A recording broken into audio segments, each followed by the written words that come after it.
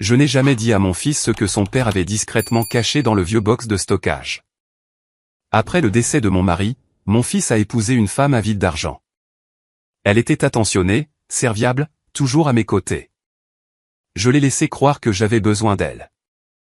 Alors que j'étais à la maison à essayer de trier les affaires inachevées laissées par mon mari, mon téléphone a soudainement sonné. C'était le gérant du garde-meuble qui appelait, sa voix tremblant alors qu'il disait « Madame, ils sont là. Ils sont en train de briser le cadenas pour entrer dans le box. » Je ne me suis pas précipité. J'attendais ce moment depuis longtemps. Et ce qu'ils ont déclenché ensuite allait tout changer. Avant de continuer, dites-moi d'où vous regardez aujourd'hui dans les commentaires ci-dessous. L'appel est arrivé à 16h47 un mardi d'avril. J'étais dans le bureau de Richard quand mon téléphone a vibré. Le nom de Victor Stone a clignoté sur l'écran. Madame Westbrook, dit-il, la voix serrée. Quelqu'un est au box 7A avec une meuleuse d'angle sur batterie. Ils sont en train de forcer la porte. Je me suis dirigé vers la fenêtre. La pluie tombait doucement, rendant la ville grise.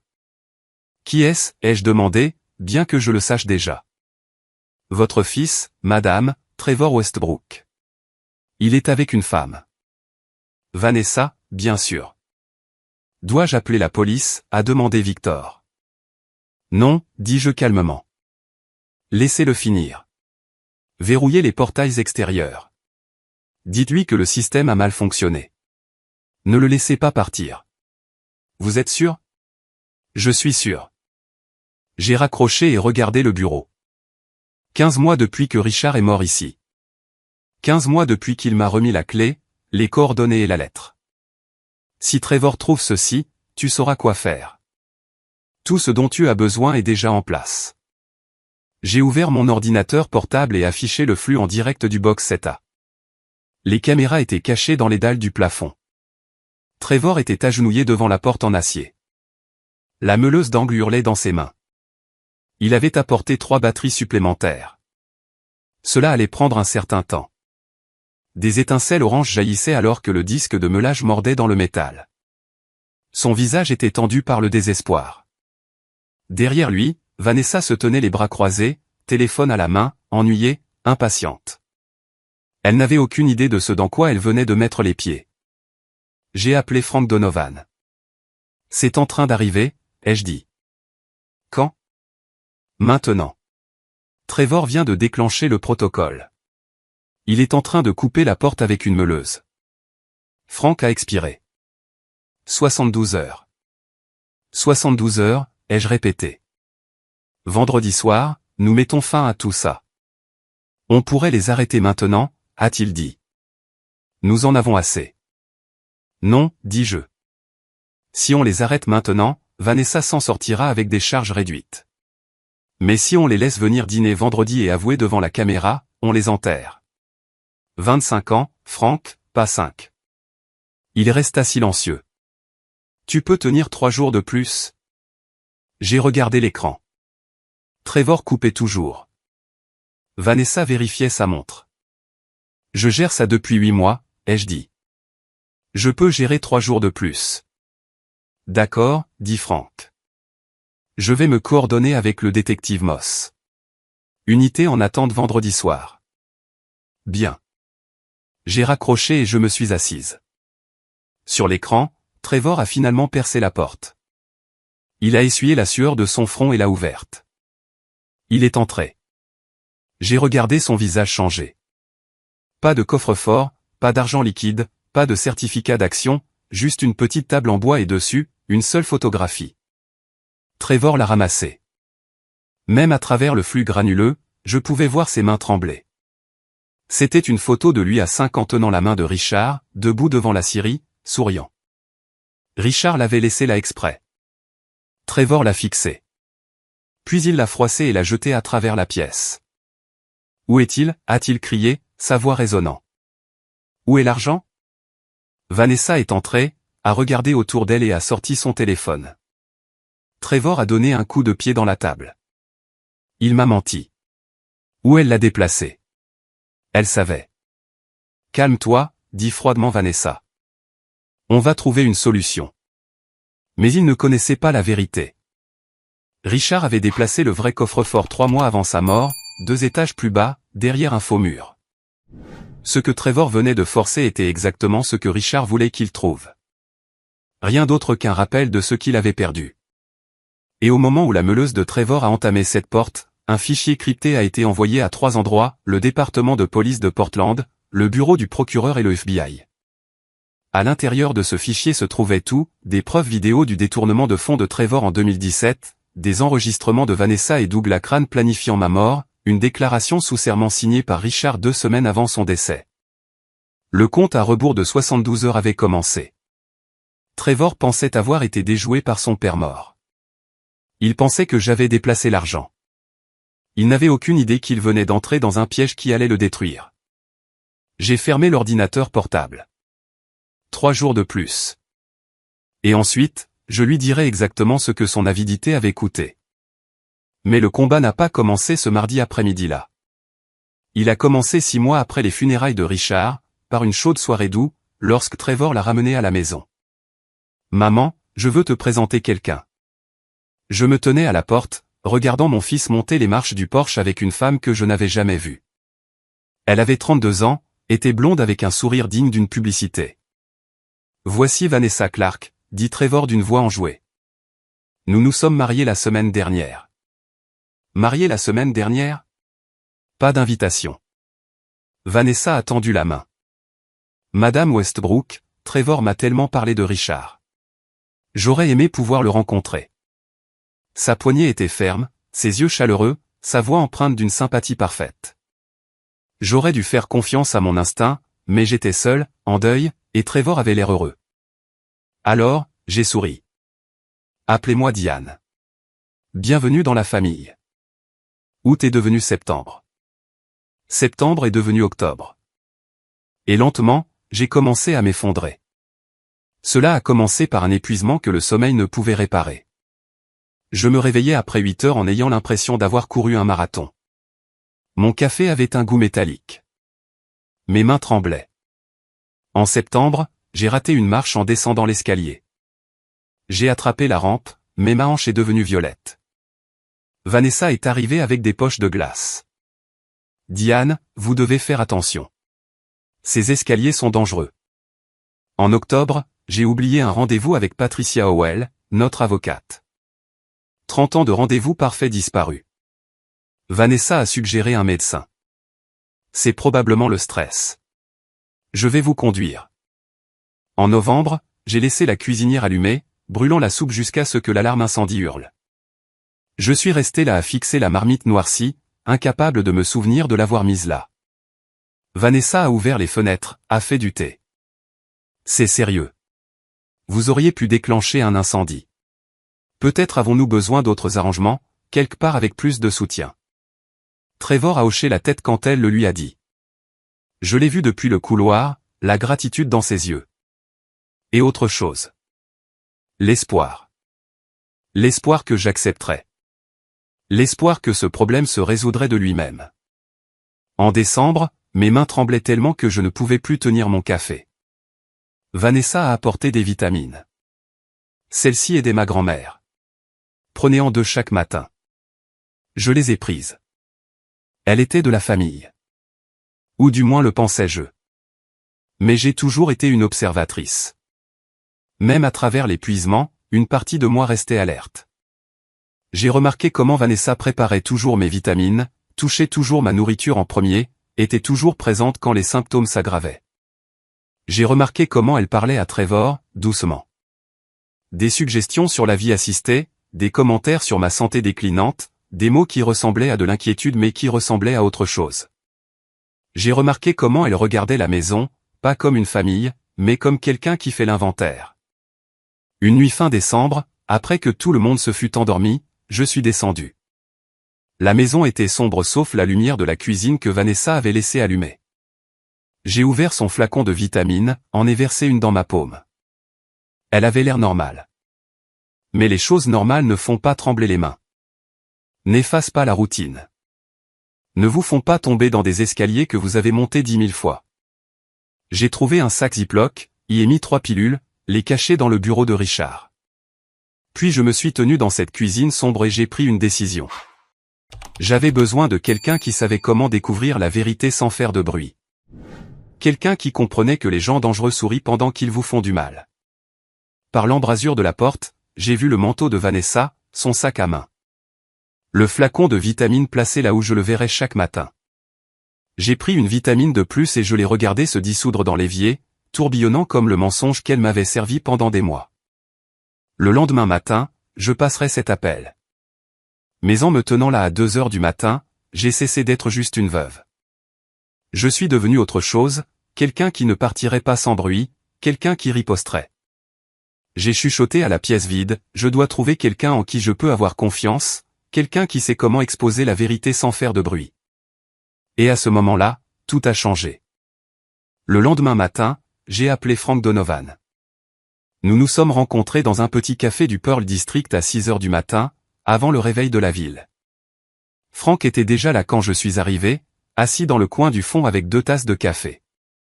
Il avait été le plus vieil ami de Richard, 40 ans dans la police de Portland avant de prendre sa retraite et d'ouvrir sa propre agence d'investigation. Si quelqu'un pouvait m'aider, c'était lui. Je me suis assise et j'ai fait glisser le sac Ziploc sur la table. À l'intérieur se trouvaient 3 pilules, petites, blanches, identiques aux vitamines que Vanessa me donnait chaque matin depuis 4 mois. J'ai besoin que tu les testes, ai-je dit. Et j'ai besoin que tu testes mon sang. Frank a pris le sac et l'a étudié sous la lumière tamisée du café. Qu'est-ce que tu penses qu'il y a dedans? Quelque chose qui me rend malade, ai-je dit. Quelque chose qu'elle met dans ma nourriture, mes boissons, tout. Il a hoché la tête lentement. Je vais m'en occuper.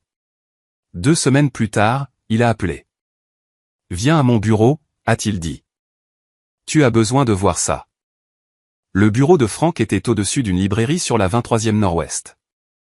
La pièce sentait le vieux papier et le café rassis. Il avait des documents étalés sur son bureau, des rapports de laboratoire, des résultats de toxicologie, des analyses chimiques. Il m'a tendu la première page. Université de santé et des sciences de l'Oregon. Rapport de toxicologie sanguine. Patiente Diane Westbrook.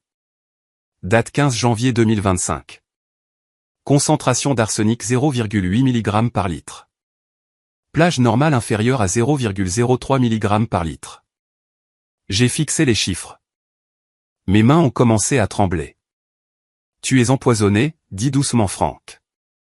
Lentement, délibérément. Si tu avais continué à prendre ces pilules pendant encore 6 mois, tu aurais subi une insuffisance hépatique complète. Une autre année, et tu serais parti. Il m'a tendu le 2e rapport, l'analyse des pilules. Chaque capsule contient 2,5 mg de trioxyde d'arsenic. J'ai senti l'air quitter mes poumons. Nous devons l'arrêter, ai-je dit. Maintenant. Frank a secoué la tête. Pas encore, Diane. Elle t'empoisonne depuis des mois. Et si on l'arrête maintenant, m'interrompit-il, elle prend 5 ans pour agression avec une substance nocive. Peut-être 10 pour tentative de blessure avec circonstances aggravantes. Mais ce n'est pas suffisant, Diane. Il se pencha en avant. Nous devons la prendre en flagrant délit de quelque chose de plus grand. Le faux testament, la conspiration avec son avocat, le plan pour éliminer ton fils après qu'elle aura eu l'argent. Si nous attendons, si nous la laissons penser qu'elle gagne, nous pouvons l'enterrer pour 25 ans, peut-être à vie. Je l'ai fixé. Tu veux que je continue à faire semblant de mourir? Je veux que tu contrôles le jeu, a-t-il dit. Tu survis depuis 8 mois. Tu peux survivre 3 de plus. Et quand nous aurons fini, elle ne fera pas que perdre. Elle sera détruite. J'ai baissé les yeux sur le rapport d'arsenic dans mes mains. Les chiffres se brouillaient. Qu'est-ce que je dois faire? Arrête de prendre ces pilules, dit Frank. Remplace-les par de vraies vitamines, mais continue à jouer la malade. Tombe dans les escaliers. Oublie les rendez-vous. Tremble quand tu tiens ta tasse de café. Fais-lui croire que le poison fonctionne. Il a sorti un carnet. Je vais commencer la surveillance. Je vais la suivre. Enregistrer ses conversations. Trouver avec qui elle travaille. Et quand nous aurons tout, quand nous aurons la preuve de la conspiration, de la falsification et de la planification de préjudice, nous bougerons. pas avant. J'ai hoché la tête lentement. Combien de temps? 3 mois, a-t-il dit. Peut-être 4. J'ai besoin de temps pour monter le dossier. J'ai pris une profonde inspiration. D'accord, nous attendons. Pendant les 3 mois suivants, je suis devenue une actrice. Je tombais. J'oubliais. Je tremblais. Je laissais Vanessa m'aider à aller aux toilettes. Je la laissais sourire et m'apporter de la soupe et dire à Trevor à quel point elle était inquiète pour moi. Et tout le temps, Frank regardait. Fin avril, il m'a appelé. Il était 22 heures. J'étais assise dans le noir dans le bureau de Richard, fixant les lumières de la ville. Diane, a dit Frank, j'ai trouvé quelque chose et c'est pire que ce que nous pensions. Ma poitrine s'est serrée. Dis-moi. Ce n'est pas juste le poison, a-t-il dit. Vanessa et quelqu'un d'autre, un avocat nommé Douglas Crane, prévoit d'éliminer Trevor après avoir obtenu l'argent. Après qu'ils penseront que tu es parti. J'ai fermé les yeux. Dis-moi tout, ai-je dit, et Frank l'a fait. 1 heure plus tard, j'étais dans le bureau de Frank. La librairie en dessous avait fermé depuis des heures. La rue dehors était sombre et vide. Le bureau de Frank était couvert de documents, de photographies et d'un ordinateur portable ouvert sur un flux de surveillance. Montre-moi, ai-je dit. Frank a tourné l'ordinateur vers moi. C'est d'hier après-midi, a-t-il dit. Box 7A. Les caméras de l'installation ont tout capturé. Il a appuyé sur lecture. Les images étaient granuleuses, mais claires.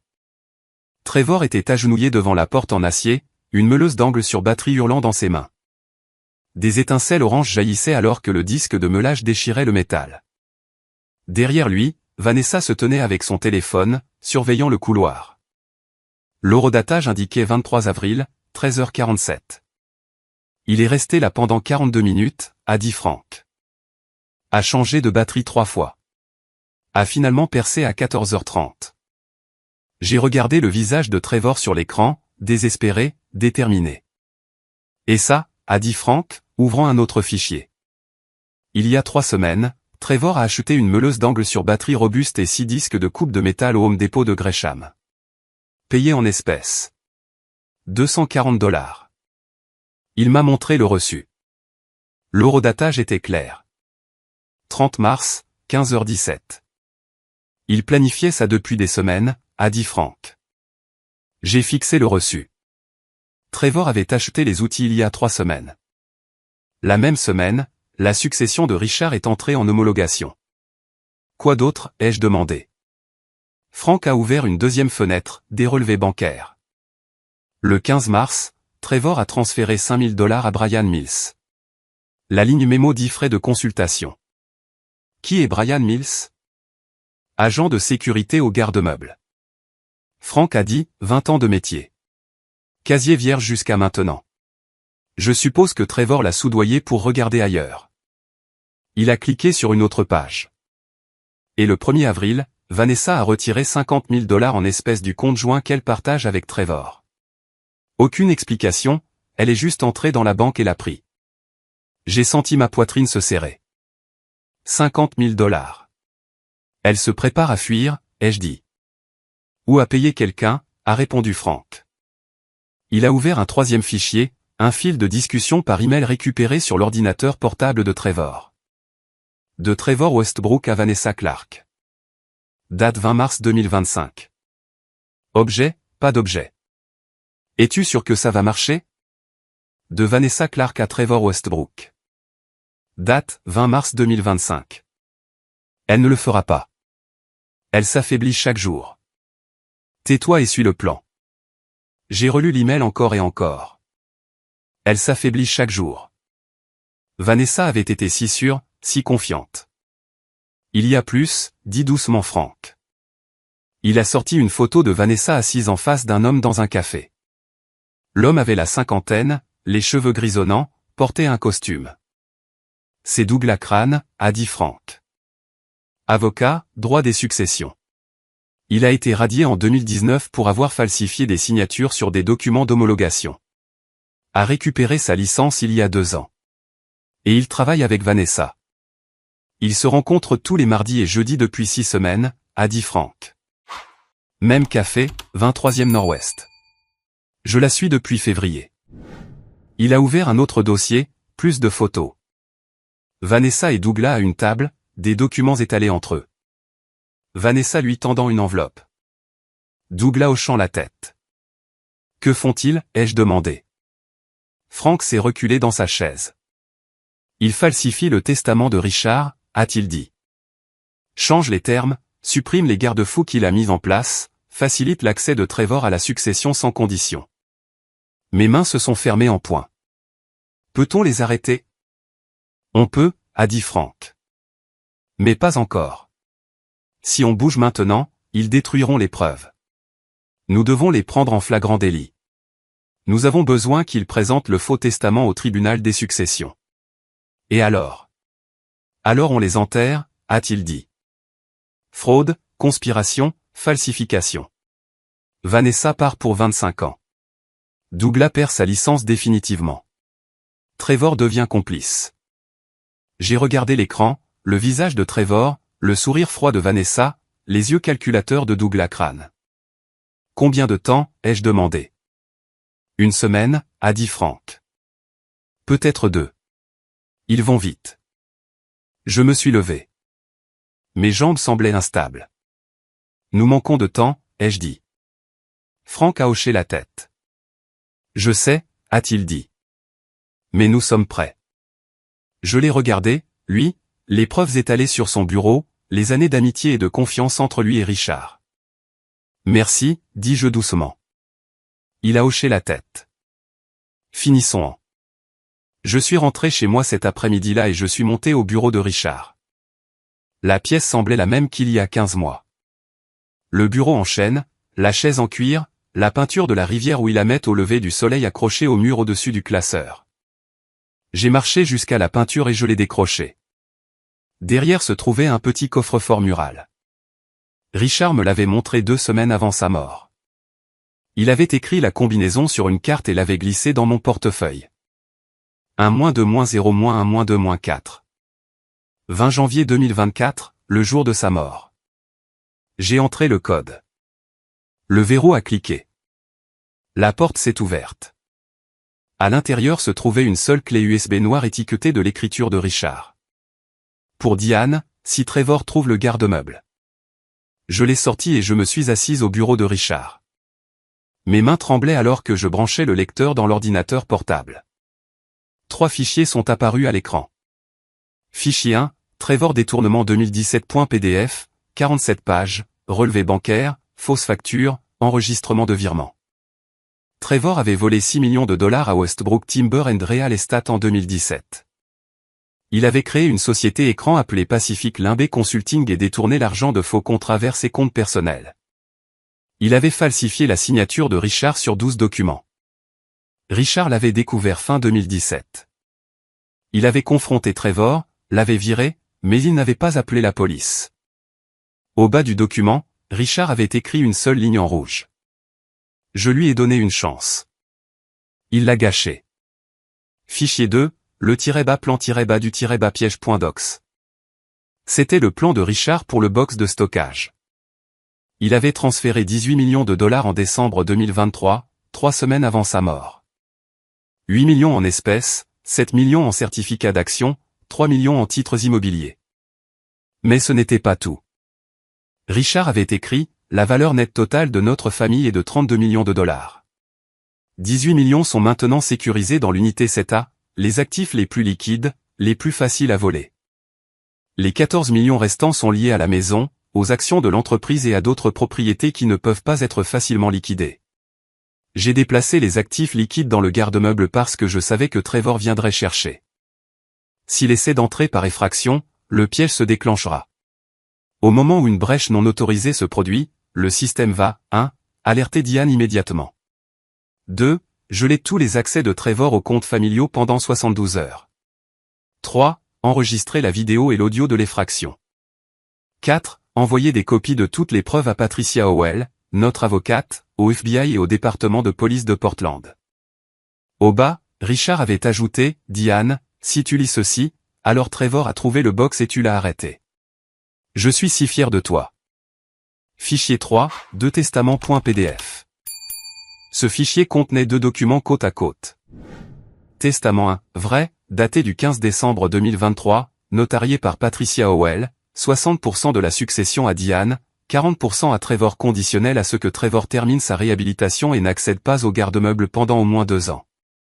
Testament 2, faux modèle, même date, même notaire, mais inversé. 60% à Trevor, 40% à Diane. Aucune condition. Richard avait écrit une note en haut. Diane, utilise la lumière UV pour vérifier le vrai testament. J'ai fait imprimer celui de Patricia sur du papier personnalisé Westbrook, le stock spécial de notre usine qui contient des fibres microscopiques intégrées avec le filigrane hexagonal unique de notre famille. Personne en dehors de notre entreprise n'a accès à ce papier. Douglas Crane ou tout autre faussaire peut acheter le meilleur papier du marché, mais ils ne reproduiront jamais le nôtre. Sous la lumière UV, le vrai testament brille. Le faux ne le fera pas. Je me suis reculé dans la chaise, fixant l'écran. Richard avait su.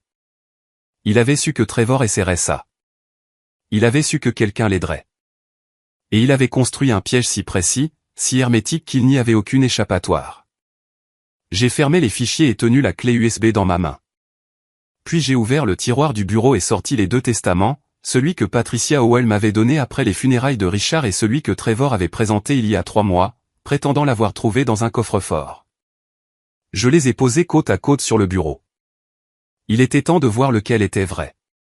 Je suis resté au bureau de Richard jusqu'à 2 heures du matin.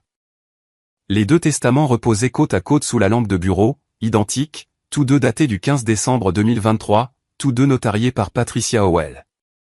Tous 2 semblaient officiels, coûteux, légitimes, mais un seul était réel. J'ai ouvert le tiroir du bureau et sorti la lampe de poche UV que Richard y avait gardée. Petite, noire, le genre que les enquêteurs forensiques utilisent sur les scènes de crime. J'avais presque oublié ce que Richard m'avait dit à propos du papier. Je suis dans le commerce du bois et du papier, chérie, avait-il dit 6 mois avant sa mort. J'ai passé 30 ans à sourcer des matériaux spécialisés. Ce testament n'est pas juste imprimé sur du papier coûteux. Il est imprimé sur du stock personnalisé Westbrook. Il m'avait montré un échantillon. Cela ressemblait à un parchemin ordinaire de haute qualité. Mais sous la lumière UV, il révélait un filigrane caché, un motif hexagonal incrusté de fibres microscopiques uniques à notre papeterie familiale. Douglas Crane peut acheter le meilleur papier de qualité contrefaçon sur le marché, avait dit Richard. Mais il ne mettra jamais la main là-dessus. Ce n'est pas à vendre. C'est à nous. Et sous la lumière UV, la différence est indubitable. J'ai éteint la lampe de bureau. La pièce est devenue sombre. J'ai tenu la lampe de poche UV au-dessus du premier testament, celui que Patricia Howell m'avait donné après les funérailles de Richard. J'ai allumé la lumière. La page a brillé. Un faible filigrane bleu est apparu dans le coin supérieur droit. Le logo du cabinet d'avocats de Patricia Howell incrusté dans le papier lui-même. Le long de la marge gauche, un texte caché est devenu visible. Document original 2023. La signature de Richard en bas brillait en or, une encre anti-contrefaçon qui n'apparaissait que sous la lumière UV. Et à travers toute la page, faible mais indubitable, se trouvait le motif hexagonal, de minuscules formes imbriquées tissées dans les fibres du papier. C'était le vrai testament. Je l'ai mis de côté et j'ai pris le 2e testament, celui que Trevor m'avait donné il y a 3 mois. J'ai tenu la lumière UV au-dessus.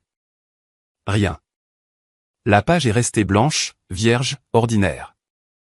Pas de filigrane, pas de texte caché, pas d'encre anti-contrefaçon, pas de motif hexagonal, juste du papier coûteux, rien de plus. Je l'ai posé et j'ai rallumé la lampe. Le testament de Trevor était une contrefaçon, et j'en avais la preuve. J'ai sorti mon téléphone et pris des photos des 2 documents, d'abord sous une lumière normale, puis sous UV. Je les ai enregistrés à 3 endroits, mon téléphone, l'ordinateur portable de Richard et un dossier cloud sécurisé que Frank avait configuré pour moi. Puis j'ai ouvert mon ordinateur portable et cherché Douglas Crane avocat Portland, Oregon. Les résultats sont apparus immédiatement. Douglas Crane Esquire, planification successorale et droit des successions, licence 2001, suspendu en 2019, rétabli en 2021. J'ai cliqué sur les dossiers disciplinaires du barreau de l'État de l'Oregon. Numéro de dossier 2019-047, falsification de documents juridiques. Douglas Crane avait été réprimandé en 2019 pour avoir falsifié des signatures sur des documents successoraux pour 3 clients distincts. Il avait reçu une amende de $50 000 et avait été suspendu pendant 6 mois. Il avait repris l'exercice en 2020, se spécialisant dans les services successoraux discrets pour les clients fortunés. En d'autres termes, des gens qui avaient besoin de quelqu'un prêt à contourner les règles. Vanessa avait trouvé le partenaire idéal. J'ai regardé les 2 testaments sur le bureau. L'un disait la vérité, l'autre était un mensonge. Et maintenant je savais lequel était lequel. J'ai pris mon téléphone et envoyé un SMS à Frank. J'ai la preuve. Le testament est falsifié. J'ai besoin que tu découvres qui l'a fait et quand. Sa réponse est arrivée 2 minutes plus tard. Je suis déjà dessus. Je surveille le bureau de Douglas Crane depuis 3 semaines. J'ai des enregistrements. Je les envoie demain matin. J'ai posé le téléphone et regardé l'horloge. Il était presque 3 heures du matin. Dans quelques heures, Frank me montrerait les preuves, et alors nous connaîtrions toute l'étendue de ce que Vanessa et Douglas Crane avaient prévu. Mais pour l'instant, je restais assise dans le noir, tenant la preuve dans mes mains. Trevor avait essayé de voler l'héritage de mon mari, mais Richard s'était assuré que je gagnerais. À 10 heures ce matin-là, j'étais assise en face de Frank à nouveau. Il avait fermé la porte du bureau, tiré les stores. Son ordinateur portable brillait dans la pièce tamisée. À l'écran, un dossier étiqueté surveillance Vanessa Douglas février à avril 2025. 6 semaines de surveillance, a dit Frank doucement. Diane, ce que tu es sur le point d'entendre. On ne peut pas s'y préparer. Je me suis redressé sur ma chaise. Montre-moi. Il a cliqué sur le premier fichier. 12 février, 15h15. Café Nord-Ouest de Portland. L'audio a commencé. Bruit de fond, machine à expresso, conversation murmurée. Puis 2 voix ont tranché clairement. La voix de Vanessa, tranchante et professionnelle. Combien de temps avant que le testament soit finalisé? Le ton plus grave de Douglas Crane. C'est fait. Déposé au tribunal des successions la semaine dernière. À moins que quelqu'un ne conteste avec des preuves concrètes, il tient. Et la vieille femme? Une pause. Puis Douglas. Comment va-t-elle? Plus faible chaque jour. Peut-être 4 à 6 mois si nous avons de la chance. Mes mains se sont serrées. Et Trevor?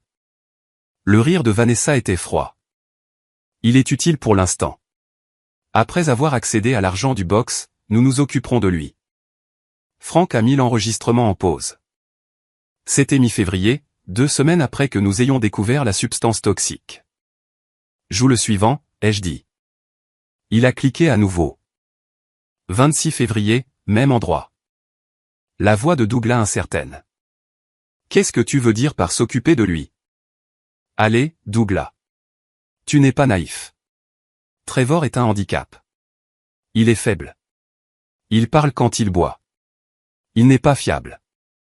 Une fois que nous avons l'argent, il devient un problème que nous ne pouvons pas nous permettre. Vanessa, j'ai accepté de créer le faux testament. Je n'ai pas accepté de. Qu'est-ce que tu suggères exactement? Je suggère que les accidents arrivent. Les gens conduisent en état d'ivresse. Ils s'écrasent. Trevor a un passif avec l'alcool. Ça ne soulèverait pas de questions. Le silence s'étira sur l'enregistrement. Puis Douglas lentement, tu es sérieuse. Je suis toujours sérieuse à propos de 32 millions de dollars. Tu es partant ou pas? Une autre longue pause. Je suis partant, mais on fait ça à ma façon. Propre, pas de traces.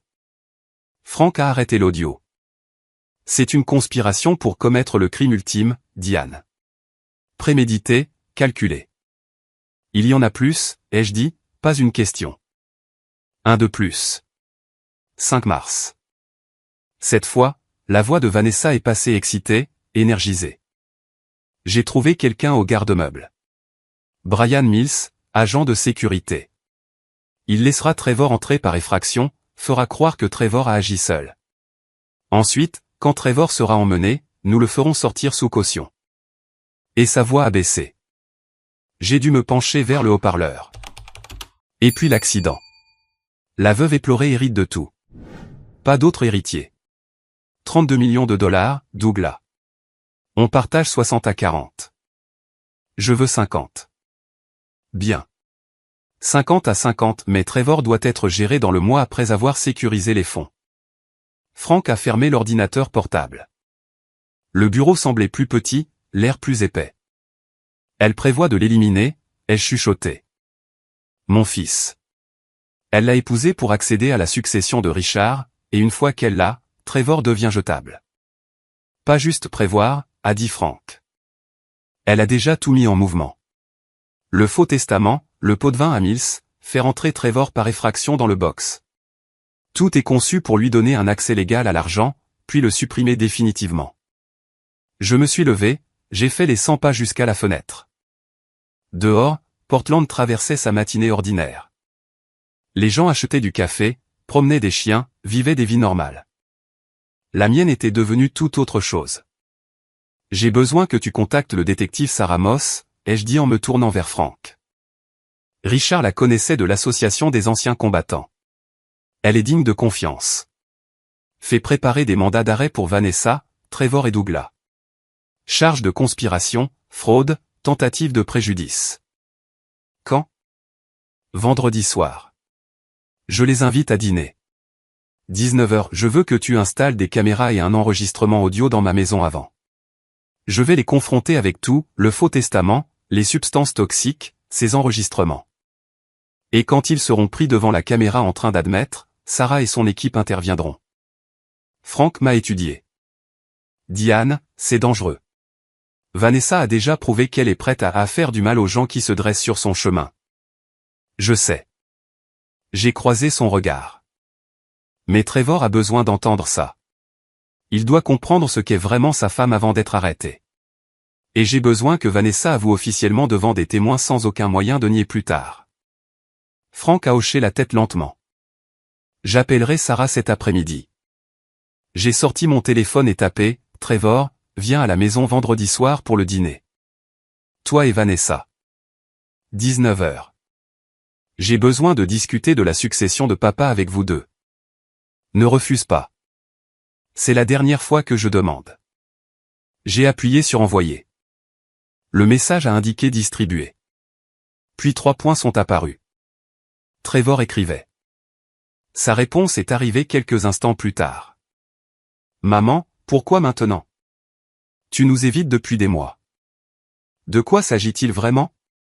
J'étais assise à la table de cuisine jeudi matin, le café refroidissant devant moi. Par la fenêtre, la rivière Willamette reflétait le ciel gris d'avril. J'ai tapé soigneusement, choisissant chaque mot comme on place des pierres pour traverser une rivière. Trevor, je sais que tu as essayé d'accéder au garde-meuble de ton père. Victor m'a appelé. Je ne veux pas que cela dégénère en quelque chose de pire. Nous devons parler en famille de la succession et de la suite. Je promets d'écouter ton côté. Les 3 points sont apparus, disparus, apparus à nouveau. Puis mon téléphone a sonné. Maman. La voix de Trevor semblait tendue, fatiguée. Je n'y crois pas. Tu as été froide avec moi depuis la mort de papa. Maintenant soudainement, tu veux un dîner de famille. J'ai pris une respiration, laissant ma voix s'adoucir dans le ton d'une veuve en deuil. Faible, blessée, vulnérable. Chérie, je n'ai pas été froide. J'ai souffert. Ton père est parti et j'ai essayé de tout faire tenir ensemble, mais je vois maintenant que te repousser ne fait qu'aggraver les choses. J'ai fait une pause. Je sais que tu as besoin d'accéder à ce que ton père a laissé. Je sais que tu as des difficultés financières, mais la façon dont tu t'y prends, entrer par effraction dans le box, ce n'est pas ce que ton père aurait voulu. Maman, j'ai juste besoin de ce qui est à moi. Papa a promis. Alors viens me parler vendredi soir. Amen Vanessa. Asseyons-nous comme des adultes et trouvons une solution. Si tu veux toujours impliquer des avocats après, d'accord. Mais donne-moi une chance d'expliquer ce que ton père voulait réellement pour toi. Le silence s'étira entre nous. Vanessa n'a pas confiance en ça, dit-il finalement. Vanessa n'a pas besoin de me faire confiance. Mais Trevor, je suis ta mère. Je t'ai élevé. Je t'aime malgré tout. Est-ce que ça ne compte pas pour quelque chose? Plus de silence, puis, d'accord, nous viendrons. 19h vendredi. Mais maman, s'il te plaît. Ne rends pas ça plus difficile que ça ne l'est déjà. Je te promets que tu auras des réponses à tout. 19h, je te verrai alors. Après avoir raccroché, j'ai immédiatement appelé Franck. Ils ont accepté. Vendredi, 19h. Peux-tu installer l'équipement? Jeudi après-midi. Je serai là à 14h. Tu es sûr de toi, Diane? Je suis sûr depuis le jour où Richard m'a donné cette clé il y a 15 mois. Je ne savais juste pas à quoi je me préparais. À l'autre bout de la ville, dans l'appartement que Trevor et Vanessa partageaient, elle se tenait à la fenêtre regardant la circulation en bas. Qu'a-t-elle dit? A demandé Vanessa sans se retourner. Trevor était assis sur leur canapé, téléphone toujours en main. Elle sait pour le box. Veut parler de la succession de papa. Elle semblait différente, plus douce. Elle te manipule, peut-être. Ou peut-être qu'elle est juste fatiguée de se battre. Il a levé les yeux vers sa femme. Vanessa, c'est ma mère. Elle a perdu son mari. On peut au moins l'écouter. Vanessa s'est retournée, l'étudiant avec ses yeux froids et calculateurs dont il s'était en quelque sorte convaincu qu'il montrait de l'amour. Bien sûr que nous pouvons, bébé. Elle traversa la pièce vers lui, se percha sur le canapé, passa les doigts dans ses cheveux. Nous irons. Nous écouterons. Et si elle essaie quoi que ce soit, nous gérons. Après que Trevor soit allé prendre une douche, Vanessa a sorti son téléphone et envoyé un SMS à Douglas Crane. On va chez elle vendredi soir. Sois prêt. Si elle sait quoi que ce soit, nous devons agir vite. Sa réponse est venue immédiatement. J'aurai des plans d'urgence prêts. Ne t'inquiète pas. Vanessa a supprimé le fil de discussion et a glissé son téléphone dans sa poche. Elle a marché jusqu'à la fenêtre de leur chambre. En bas, Portland suivait ses rythmes ordinaires. Les gens allaient au travail, vivant leur petite vie prévisible. Bientôt, elle aurait 32 millions de raisons de quitter cette ville pour toujours. Quitter Trevor. Quitter Diane. Laisser toute cette mascarade ennuyeuse derrière elle. Trevor est sorti de la salle de bain, s'essuyant les cheveux. Je suis nerveux pour vendredi. Vanessa a souri du même sourire parfait qu'elle portait le jour de leur rencontre. Ne sois pas nerveux, chérie. Tout va se passer exactement comme prévu. Il a hoché la tête, voulant désespérément la croire. Elle s'est retournée vers la fenêtre, son sourire se transformant en quelque chose de plus dur, de plus froid. Elle a chuchoté à son propre reflet, trop doucement pour que Trevor entende, bientôt, tout cela sera fini. Ils sont arrivés exactement à 19h. J'ai ouvert la porte pour trouver Trevor sur les marches du porche, les mains enfoncées dans les poches de sa veste, l'air de vouloir être n'importe où ailleurs. Derrière lui se tenait Vanessa dans une robe couleur crème, son sourire parfait et exercé. Entrez, ai-je dit simplement. La table de la salle à manger était dressée pour 3. Repas simple, poulet rôti, purée de pommes de terre, haricots verts. Le genre de dîner que j'avais fait 1000 fois quand Trevor grandissait. Nous avons mangé dans un quasi-silence pendant les 40 premières minutes. Trevor tentait la conversation. Maman, la nourriture est bonne. Merci de nous avoir invités. C'est toujours ta maison, chérie. Tu as grandi ici. J'ai posé ma fourchette. Je voulais juste des moments comme celui-ci avant que tout ne change. Les yeux de Vanessa se plissèrent légèrement. Diane, vous avez l'air beaucoup mieux ce soir. Ces derniers mois, quand je vous ai rendu visite, vous sembliez si frêle, mais ce soir vous semblez plus vive, plus claire. J'ai croisé son regard à travers la table. Peut-être parce que j'ai arrêté de prendre ces vitamines que vous m'avez données. La température dans la pièce a chuté de 10 degrés. Trevor a regardé entre nous, confus. Maman, qu'est-ce que tu... Je me suis levé, j'ai marché jusqu'au buffet et j'ai pris le flacon de vitamines que Vanessa m'avait donné en décembre. Je l'ai placé au centre de la table avec un léger clic. Tu te souviens de ça, Vanessa? Tu me les as donnés en décembre dernier. Tu as dit qu'elles aideraient avec mes tremblements. Je les ai prises pendant 2 mois. Puis j'ai commencé à tomber, à oublier des choses. Mes mains tremblaient tellement que je ne pouvais pas tenir une tasse de café. L'expression de Vanessa resta parfaitement composée. Diane, ce sont des compléments standards. Si vous avez eu des réactions indésirables, c'est malheureux, mais... Réactions indésirables. J'ai presque ri. C'est comme ça qu'on appelle ça? Trevor s'est reculé légèrement de la table. Maman, je ne comprends pas ce qui se passe. J'ai regardé mon fils, mon petit garçon, qui était devenu un homme que je reconnaissais à peine. Et pendant un moment, le chagrin a menacé de me submerger, mais j'étais allé trop loin pour m'arrêter maintenant. Trevor, tu te souviens en septembre dernier quand je suis tombé dans les escaliers? Toi et Vanessa êtes venus dans l'heure. Il a hoché la tête lentement. Ou en octobre quand j'ai oublié mon rendez-vous avec Patricia Howell. Tu as suggéré que je voie un médecin. Maman, on s'inquiétait pour toi. Novembre. J'ai laissé la cuisinière allumée, brûler une marmite de soupe. Vanessa a suggéré que j'avais besoin d'autres arrangements, quelque part avec plus de soutien. Le visage de Trevor pâlit. On pensait que tu allais de plus en plus mal. L'âge, le stress de perdre papa. Décembre. J'ai gardé ma voix stable. Mes mains tremblaient tellement que j'ai renversé du café partout sur cette table. Vanessa m'a apporté ses vitamines. A dit qu'elles aideraient. J'ai tapoté le flacon.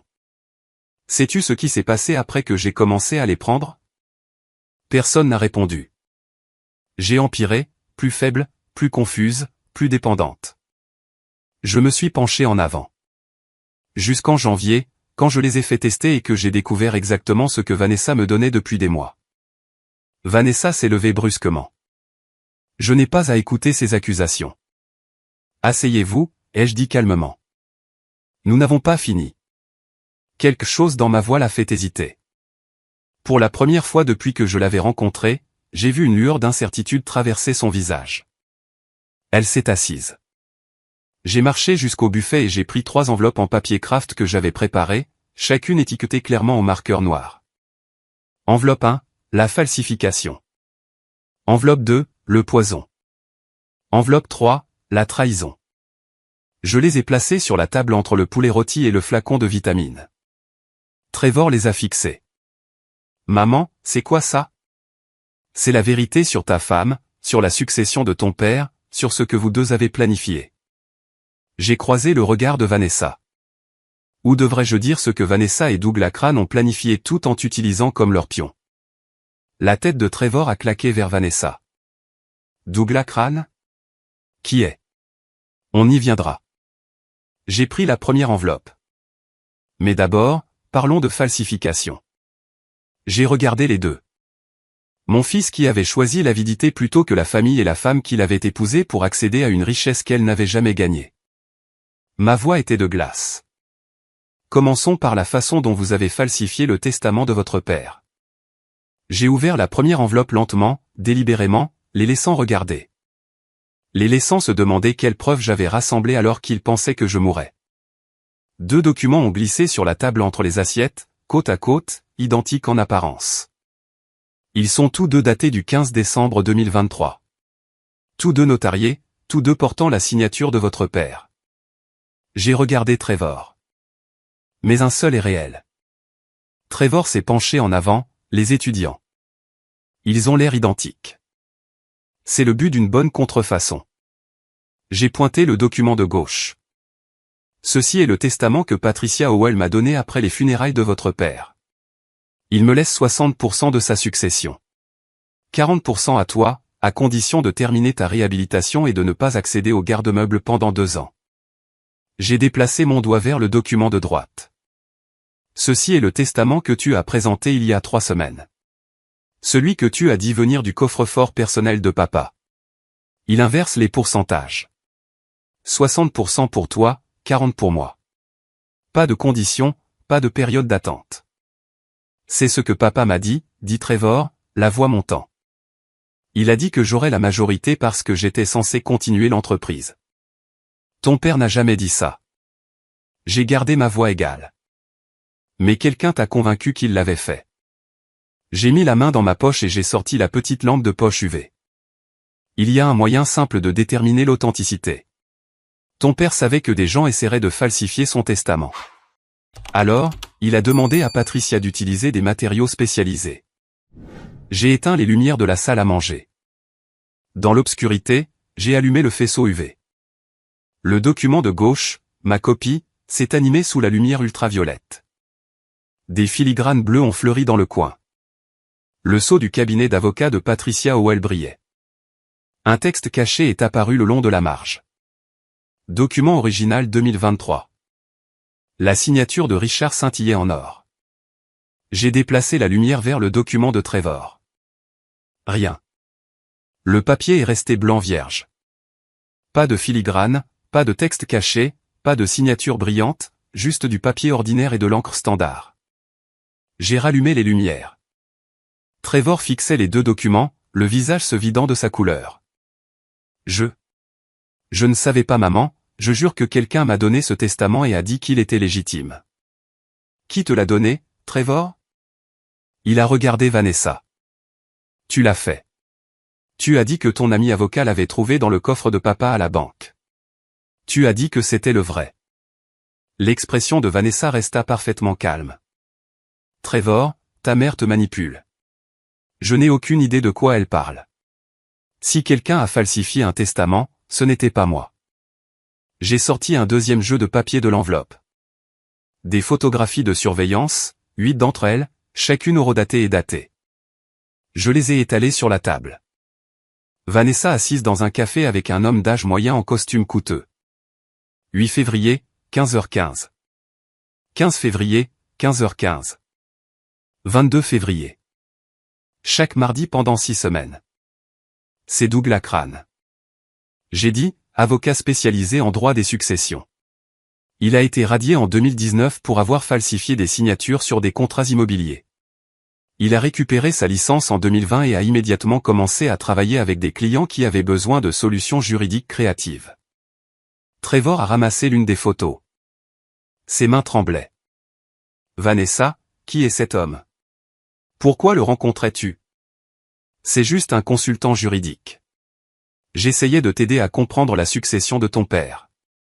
C'est un faussaire condamné, ai-je interrompu. Et tu l'as rencontré chaque semaine à partir de février, le même mois où le faux testament est soudainement apparu en ta possession. Trevor s'est levé en renversant sa chaise vers l'arrière. Tu m'as dit que ce testament était légitime. Tu as dit que papa voulait que j'aie le contrôle de l'entreprise. Tu as dit. Trevor, assieds-toi. La voix de Vanessa avait perdu sa douceur. Ta mère crée un récit. Elle essaie de te monter contre moi. Non. J'ai secoué la tête. Je montre la vérité à mon fils. Tu l'as épousé il y a 8 mois. Tu as immédiatement commencé à te positionner entre lui et son héritage. Tu as créé un faux testament pour lui donner le contrôle majoritaire, sachant qu'il te donnerait accès à tout une fois que tu serais sa femme. J'ai regardé Trevor.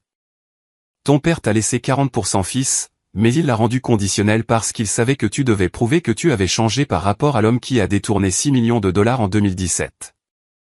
Trevor s'est effondré dans sa chaise, la tête dans les mains. Vanessa s'est levée. Je n'ai pas à rester ici et écouter ces accusations. Si, tu le dois. Ma voix était d'acier. Parce que nous ne faisons que commencer. J'ai tendu la main vers la deuxième enveloppe, plus lourde que la première.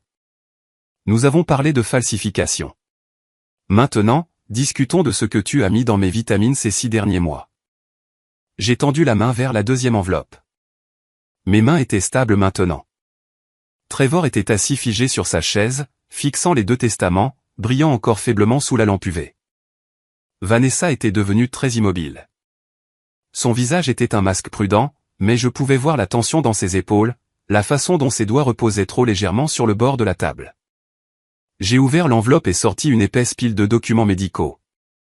Ceci, ai-je dit doucement, est mon rapport de toxicologie sanguine de l'Université de santé et des sciences de l'Oregon, daté du 15 janvier 2025. J'ai posé la première page devant eux. L'entête était indubitable. Les chiffres étaient surlignés en jaune. Concentration d'arsenic 0,8 mg par litre. Plage normale inférieure à 0,03 mg par litre. Trevor s'est penché en avant, plissant les yeux sur la page. Maman, qu'est-ce que c'est? Ça signifie, ai-je dit, que quelqu'un a mis une substance nocive dans mon corps depuis des mois. Lentement, soigneusement, j'ai sorti le deuxième document, une analyse de laboratoire des compléments vitaminiques que Vanessa me donnait.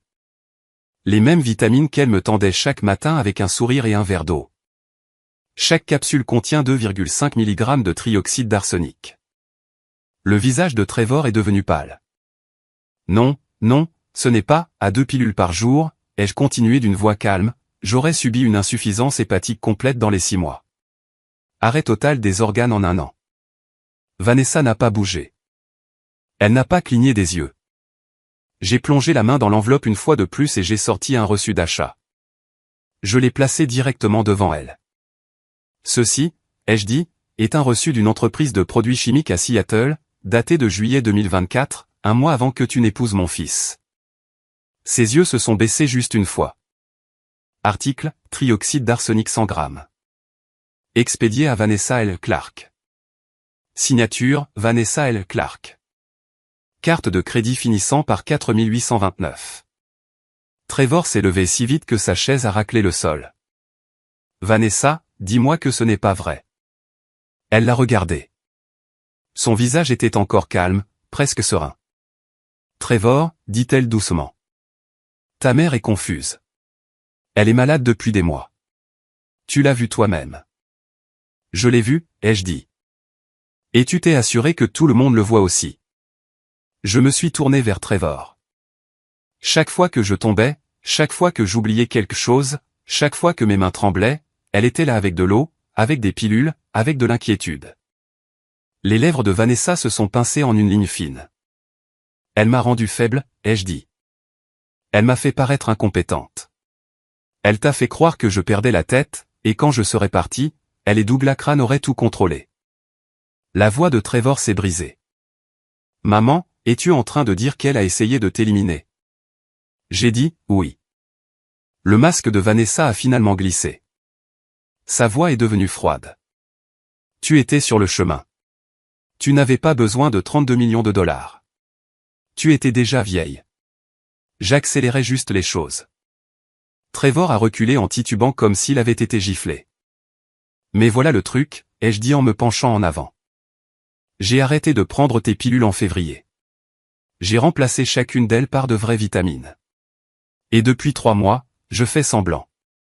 Les yeux de Vanessa se sont élargis juste un peu. Mais la partie la plus difficile, ai-je continué, n'a pas été d'arrêter le poison. C'était de faire semblant d'être encore mourante. Je l'ai regardée directement. J'ai dû m'étudier, apprendre comment mes mains tremblaient quand l'arsenic était à son pire, m'exercer au tremblement devant le miroir chaque matin, utiliser du maquillage pour rendre mon visage plus pâle, des cernes sous les yeux, des joues creuses. J'ai traîné les pieds en marchant. J'ai oublié des choses exprès. Je t'ai laissé m'aider à aller aux toilettes. J'ai fait une pause. Parce que je savais que tu me regardais à chaque seconde, chaque respiration, et si je montrais même une lueur de force, tu saurais que quelque chose n'allait pas. La mâchoire de Vanessa s'est serrée. Pendant 3 mois, j'ai été une actrice, et tu ne t'es jamais douté de rien. J'ai fait un geste vers la bibliothèque. La petite lentille était à peine visible derrière le dos d'un vieil atlas. Je rassemblais des preuves, ai-je dit, et je montais un dossier. Et en ce moment, Frank Donovan et le détective Sarah Moss de la police de Portland regardent toute cette conversation sur un flux en direct depuis les caméras cachées dans cette pièce. Trevor s'est retourné pour regarder. Son visage était cendré. Ils sont en route, ai-je dit. Et quand ils arriveront, vous serez accusés de tentative d'élimination, de conspiration et de fraude.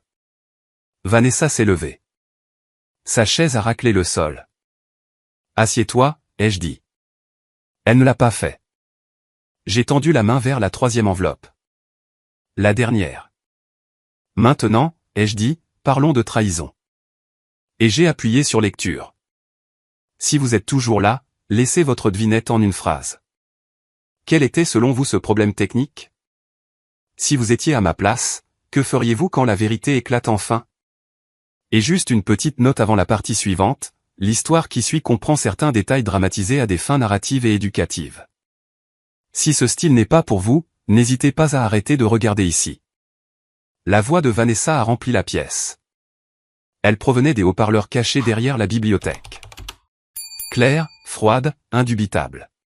26 février 2025, 15h22. Il devient un problème. C'était Vanessa.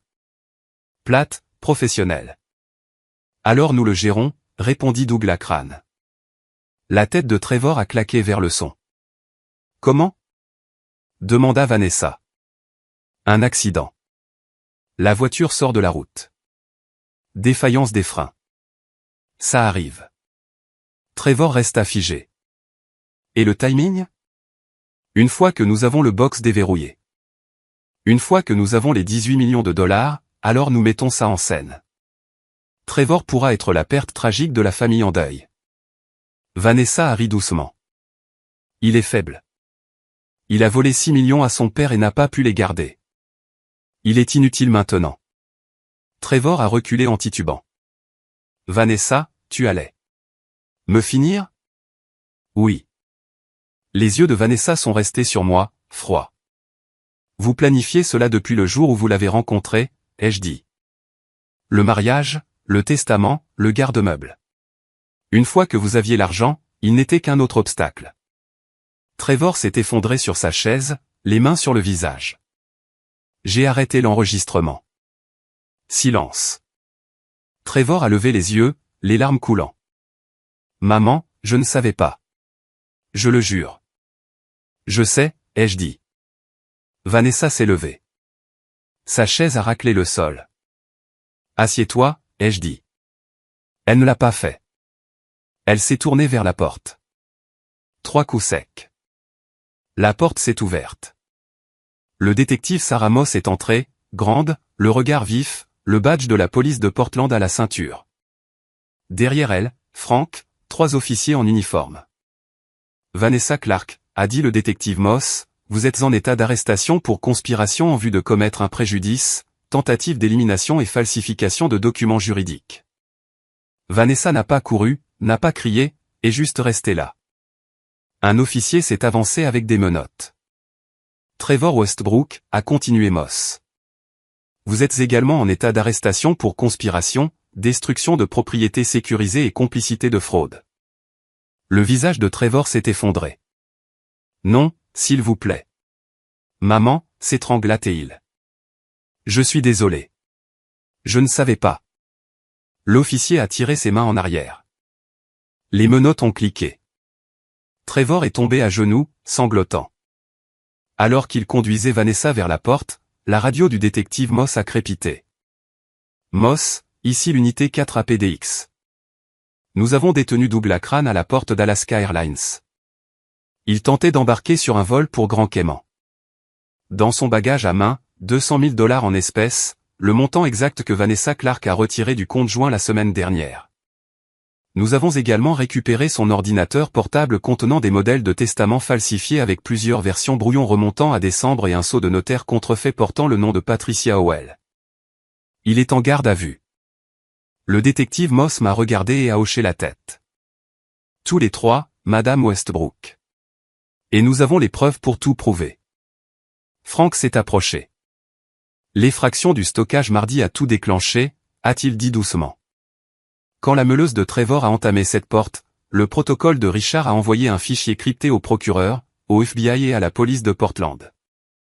À l'intérieur, vidéo du détournement de fonds de Trevor en 2017, enregistrement de Vanessa et Douglas planifiant votre mort, la déclaration sous serment signée de Richard. Il a fait une pause. Le gel de 72 heures nous a donné la fenêtre légale pour les mandats d'arrêt sans leur mettre la puce à l'oreille. Si nous avions bougé plus tôt, ils auraient détruit les preuves. Le piège de Richard leur a forcé la main. J'ai regardé la table vide. Les 3 enveloppes ouvertes. Il savait, ai-je chuchoté. Il savait, a dit Frank. Et il t'a tout donné pour gagner. Ils ont emmené Vanessa en premier. Elle n'a pas regardé en arrière. Puis Trevor à la porte. Il s'est tourné, le visage rouge, strié de larmes. Les officiers ont continué à avancer. Franck a fermé la porte doucement. Ça va, a-t-il demandé. Je n'ai pas répondu. J'ai regardé autour de la table, encore dressée, les enveloppes éparpillées. La maison était si calme. Dehors, les voitures de police s'éloignaient. Les lumières rouges et bleues s'estompaient. Je me tenais seul dans la maison que mon mari avait construite. La maison que mon fils avait essayé de voler. La maison que je m'étais battu pour garder. C'était fini. Mais le coup était tout. La maison était trop calme. Je suis resté assise dans le noir longtemps après le départ de Franck et des officiers. La salle à manger sentait encore vaguement le vin et la nourriture froide. Les enveloppes étaient toujours éparpillées sur la table. La lampe UV avait fini par griller. Je n'ai pas allumé les lumières. Dehors, la ville bourdonnait doucement, voitures passant sur l'autoroute lointaine, le faible grondement d'un avion au-dessus. Mais à l'intérieur, il n'y avait que le silence. Je pensais à Trevor. Pas à l'homme qu'ils avaient emmené me noter ce soir, mais au garçon qu'il était. Je pensais à l'été 2007. Trevor avait 17 ans. Il avait bu lors d'une fête à l'Ecoswego. Il avait pris le volant quand même. Il avait heurté une boîte aux lettres, puis une clôture, puis enroulé sa voiture autour d'un poteau téléphonique. Richard était allé là-bas au milieu de la nuit. Il avait payé les dégâts. Il avait parlé aux voisins. Il s'était assuré qu'aucune charge ne soit déposée. C'est juste un gamin, avait dit Richard. Il mérite une seconde chance. Mais Trevor n'a jamais changé. Il a pris l'argent. Il a pris le pardon. Et il a continué à prendre. Richard savait. Il devait savoir. C'est pour ça qu'il avait construit le piège. Mon téléphone a vibré sur la table. Je l'ai pris. Détective Sarah Moss. J'ai répondu. Madame Westbrook, a-t-elle dit. Je suis désolé d'appeler si tard, mais il y a quelque chose que vous devez savoir. J'ai fermé les yeux. Allez-y. Nous avons passé les empreintes digitales de Vanessa Clark dans la base de données nationale. Son vrai nom est Vanessa Lawson. Elle est recherchée dans 2 autres États. Ma poitrine s'est serrée. Elle a été mariée 2 fois auparavant, a continué le détective Moss. Une fois à Seattle, une fois à San Francisco. Les 2 maris sont décédés dans les 18 mois suivant le mariage. Les 2 fois, la même substance a été trouvée dans leur système. Les 2 fois, elle a tout hérité. J'ai senti l'air quitter mes poumons. Trevor allait être son 3e, ai-je dit doucement. Oui, madame. Je suis resté assise là à tenir le téléphone, fixant le vide. Nous l'inculpons de 2 chefs d'accusation d'atteinte à la vie au 1er degré, a dit le détective Moss. Ainsi que pour conspiration, fraude et tentative de préjudice ici en Oregon. Elle ne sortira pas. Et Trevor, ai-je demandé.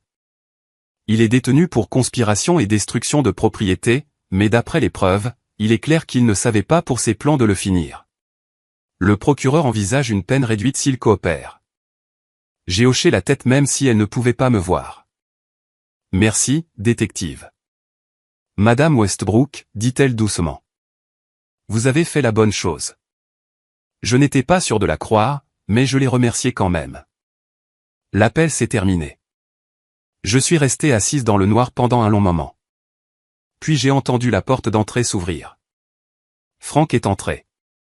Il n'a pas frappé. Il ne le faisait jamais. Tu es encore réveillé, a-t-il demandé. Je ne pouvais pas dormir, ai-je dit. Il s'est approché et s'est assis en face de moi. Il a posé quelque chose de petit sur la table entre nous. Une clé. Qu'est-ce que c'est, ai-je demandé. La clé de Richard, a dit Franck. Celle du box de stockage. Il me l'a donnée 2 semaines avant de mourir. M'a dit de la garder jusqu'à ce que tu sois prête. J'ai fixé la clé.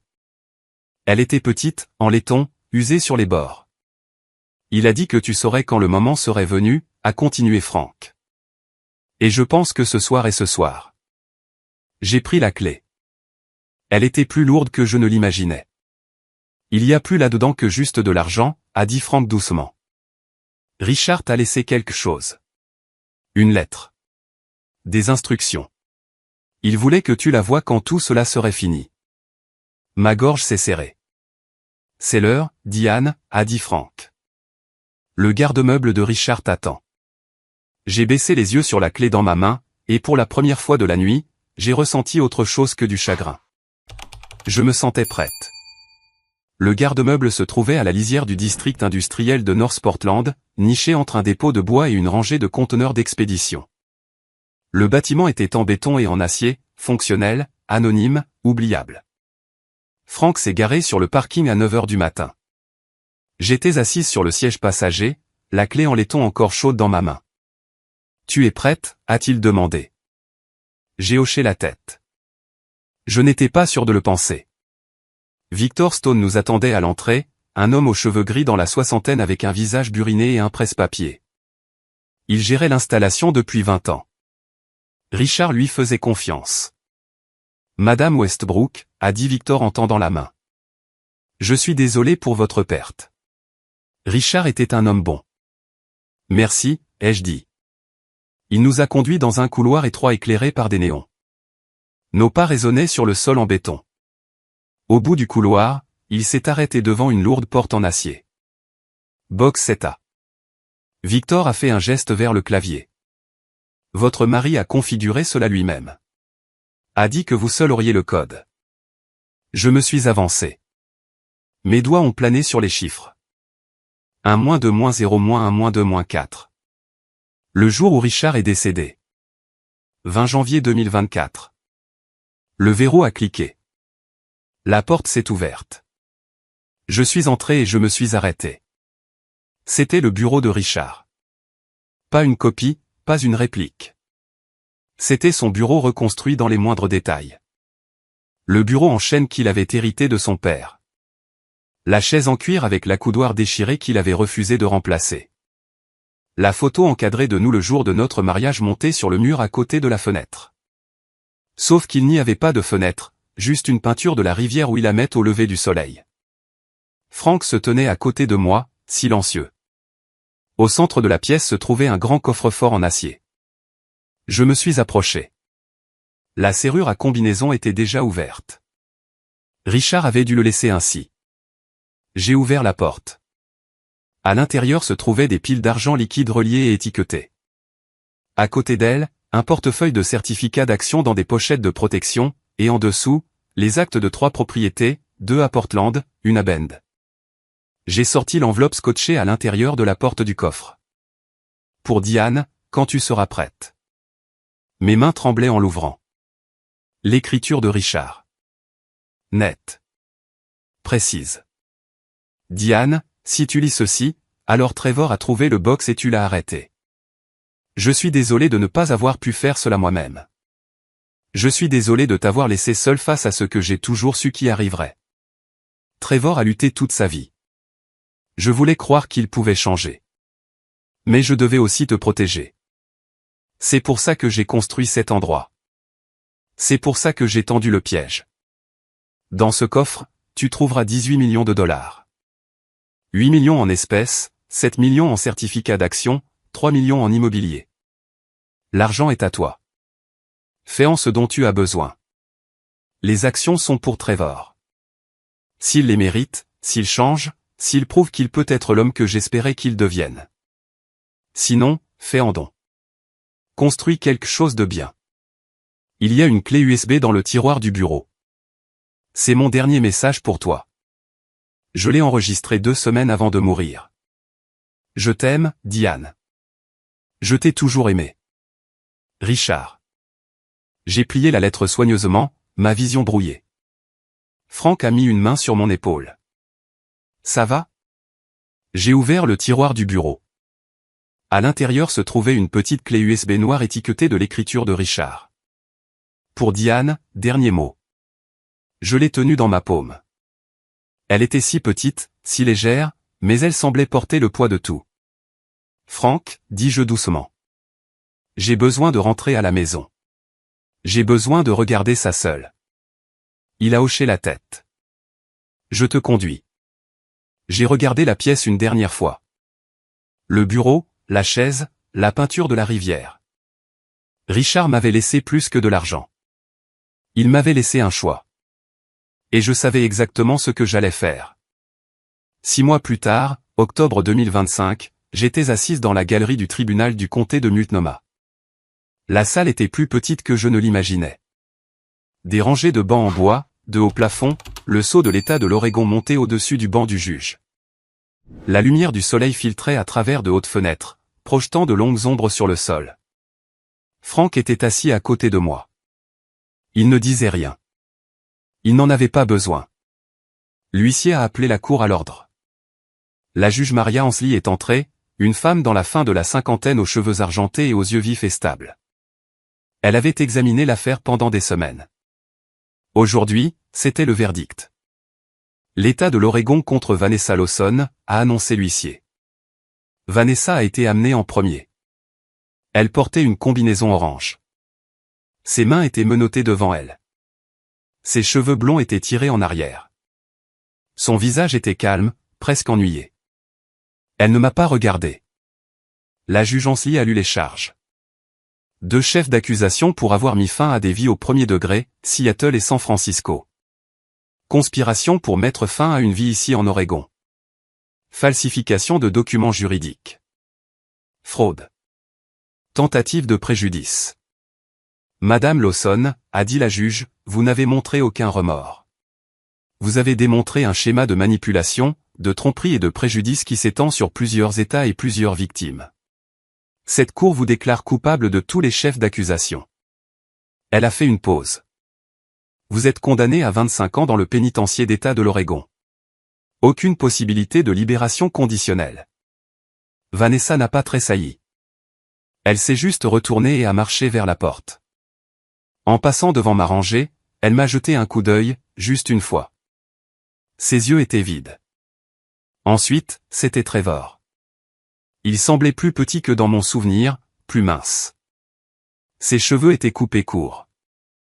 Ses épaules affaissées. Quand l'huissier l'a amené, ses yeux ont trouvé les miens immédiatement. Il a mimé les mots « Je suis désolé ». Je n'ai pas répondu. La juge Ansley a lu ses charges. Conspiration pour commettre une fraude, destruction de propriété sécurisée, complicité de corruption. Monsieur Westbrook, a dit la juge, les preuves montrent que vous avez été manipulé par Madame Lawson. Mais vous avez aussi fait des choix. Des choix qui ont mis en danger votre famille et violé la loi. L'avocat de Trevor s'est levé. Votre honneur, mon client a pleinement coopéré à l'enquête. Il a exprimé de profonds remords. Il est entré dans un programme de réhabilitation. J'ai lu les rapports. La juge Ansley a dit, Monsieur Westbrook, vous êtes condamné à 8 ans. Avec une bonne conduite, vous pourriez être éligible à une libération anticipée après 5 ans. Les genoux de Trevor ont fléchi. L'huissier l'a stabilisé. Il s'est tourné vers moi une fois de plus. Son visage était mouillé de larmes. Maman, a-t-il dit. Je suis tellement désolé. J'ai détourné le regard. Douglas Crane a reçu 5 ans pour falsification et conspiration. Il avait coopéré à l'enquête, ce qui lui a valu une peine réduite. Brian Mills, l'agent de sécurité qui avait pris le pot de vin de Trevor, a reçu 2 ans. La salle d'audience s'est vidée lentement. Frank et moi sommes sortis dans la lumière d'octobre. L'air était frais et vif. Les arbres le long des marches du tribunal étaient brillants de couleurs automnales, or, rouge et orange. Tu vas bien, a demandé Frank. Ça ira, ai-je dit. 2 semaines plus tard, je me tenais dans une salle de conférence en ville avec un avocat, un comptable et une pile de paperasse. J'ai signé mon nom au bas de la dernière page. La Fondation Richard Westbrook. 18 millions de dollars. La totalité. La mission de la Fondation était simple, soutenir les victimes de fraude financière, aider les familles touchées par des substances nocives et fournir une aide juridique et des conseils aux personnes âgées ciblées par des prédateurs. Richard avait voulu construire quelque chose de bien, quelque chose qui durerait. Maintenant, je le ferai pour lui. Ce soir-là, je suis rentré dans la maison calme de Forest Heights. Je suis monté au bureau de Richard. La clé USB était toujours sur le bureau où je l'avais laissée il y a 6 mois. Je n'avais pas été capable de la regarder. Pas encore. Mais maintenant, après le procès, après la fondation, après tout, j'étais prête. J'ai pris le petit lecteur noir et l'ai tenu dans ma main. C'est l'heure, ai-je chuchoté, et je me suis assise pour entendre la voix de mon mari une dernière fois. Janvier 2026. Le pénitencier d'État de l'Oregon était à 2 heures de route de Portland. J'ai fait le trajet un mardi matin froid, la route humide de la pluie de la nuit. Trevor avait l'air différent, plus mince. Son visage avait perdu sa douceur. Ses mains étaient stables sur la table entre nous. Je suis dans un programme, a-t-il dit doucement. Conseil en toxicomanie, littératie financière, et j'écris des lettres aux gens que j'ai blessés. Il m'a montré une pile d'excuses manuscrites, soigneuses, délibérées. Je suis fier de toi, ai-je dit. Ses yeux se sont remplis de larmes. Je ne mérite pas ça. Peut-être pas, ai-je dit. Mais tu essaies. C'est plus que ce que tu as jamais fait auparavant. J'ai tendu la main à travers la table et j'ai pris la sienne. Je ne suis pas prête à te pardonner, Trevor, dis-je doucement. Mais je t'aime toujours et je ne t'abandonne pas. Il a serré ma main. Merci, maman. Ce soir-là, je me tenais le long de la rivière Willamette. Le soleil se couchait derrière les collines de l'ouest, peignant le ciel de rose et d'or. L'eau bougeait lentement, reflétant la lumière. Je pensais aux 47 familles que la fondation Richard Westbrook avait aidées en 3 mois. 47 personnes à qui on avait menti, qu'on avait volé, blessé, et qui recevaient maintenant une seconde chance. C'était l'héritage de Richard, et le mien. Quand je suis rentré, je suis monté au bureau de Richard. Je me suis assise à son bureau et j'ai branché la clé USB. Le visage de Richard est apparu sur l'écran. Il était assis dans cette même chaise 2 semaines avant sa mort. « Salut, chérie », a-t-il dit. Sa voix a brisé quelque chose en moi. « Si tu regardes ceci, alors tout a fonctionné. Tu as arrêté Trevor. Tu t'es protégé. » Il a souri, fatigué, mais chaleureux. « Je suis désolé de ne pas avoir pu être là, mais je savais que tu n'avais pas besoin de moi. Tu as toujours été la personne la plus forte que je connaisse, le cœur de cette famille. » Il s'est penché en avant. « J'ai construit le piège parce que je t'aime. Parce que j'avais besoin que tu aies les outils pour riposter. Pas juste l'argent, les preuves, les témoignages, la vérité. » Ses yeux se sont adoucis. « Ne porte pas de culpabilité, Diane. Ne porte pas de colère. Tu as fait ce que tu devais faire. Je suis si fier de toi. » Il a fait une pause. « Vis ta vie maintenant. Sois heureuse. Construis quelque chose de beau. » L'écran est devenu noir. Je suis restée assise là, les larmes coulant sur mon visage. « Je le ferai, Richard, » ai-je chuchoté. « Je le promets. » 3 mois plus tard, avril 2026, je me tenais dans le bureau de Richard pour la dernière fois. J'avais décidé de fermer la pièce, non pas pour oublier, mais pour avancer. J'ai rangé les photos, les livres, les papiers. J'ai laissé la peinture de la rivière Willamette sur le mur. Un dernier appel. J'ai marché jusqu'à la fenêtre et j'ai regardé Portland. La ville s'étendait en dessous de moi, ponts, bâtiments, la rivière serpentant à travers tout ça. J'avais 64 ans. J'avais perdu mon mari. J'avais perdu mon fils, du moins pour l'instant. J'avais fait face à la trahison, au mal et au chagrin. Mais j'étais toujours là. Et j'étais plus forte que je ne l'avais jamais été. J'ai fermé la porte derrière moi, je l'ai verrouillée et je suis descendu dans la lumière. L'héritage n'était pas ce qu'ils avaient essayé de me prendre. C'était ce que j'avais choisi de construire. En regardant en arrière sur tout ce qui s'est passé, j'ai réalisé que ce n'était pas juste un autre moment d'histoire de drames familiaux. C'était une leçon sur la confiance, les limites et le prix de l'amour. J'ai entendu tellement d'histoires de grand-mère au fil des ans, des histoires de trahison et de survie. Mais je n'aurais jamais pensé devenir l'une d'entre elles. J'étais la femme qui faisait confiance trop facilement, qui voulait croire que mon fils pouvait changer, qui a failli payer cette croyance de ma vie. Ne soyez pas comme moi. N'ignorez pas les signes avant-coureurs. Ne laissez pas l'amour vous aveugler sur la vérité. Dieu nous a donné des instincts pour une raison. Quand quelque chose semble faux, c'est généralement le cas. J'ai ignoré le mien trop longtemps, et cela m'a presque tout coûté. La vraie leçon de ces histoires de drames familiaux, les limites ne sont pas des murs, ce sont des ponts. Elle protège ce qui compte tout en laissant de la place pour la connexion. Et parfois, la chose la plus courageuse que vous puissiez faire est de dire non aux gens que vous aimez le plus.